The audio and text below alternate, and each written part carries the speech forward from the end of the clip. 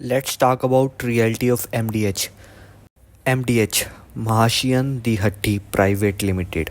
MDH is popular Indian spice brand which was founded in 1919, almost 105 years ago by Mahashya Chunilal Gulati.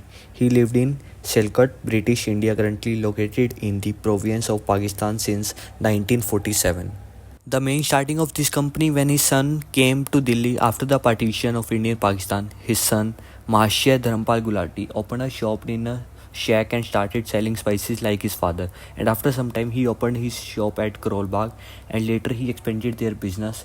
Sales were increasing day by day, so he bought a plot in Kirtinagar to set up his own factory. After year to year, business were expanded, and at that time they have almost 15 factories at different locations.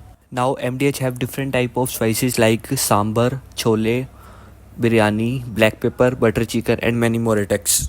MDH also have slogans like Asli Masale Sach MDH. It will become the one of the fastest growing spice brand across the world. MDH under the leadership of Mahashya Dharampal Gulati has developed more than 20 schools in India, including MDH International Schools, Mahashya Chunilal Saraswati Shishu Mandir named after his late father, and Mata Lilavati Kanya Vidyalaya named after his late wife.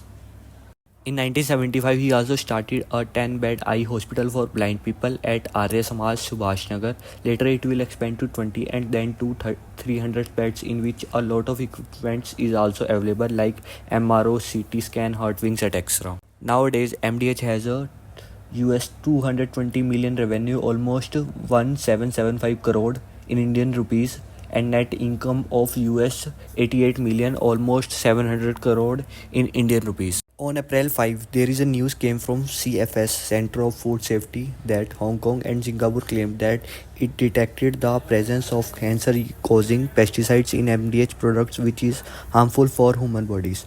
Hong Kong and Singapore claim that they detected the presence of carcinogenic pesticides ethylene oxide in the product.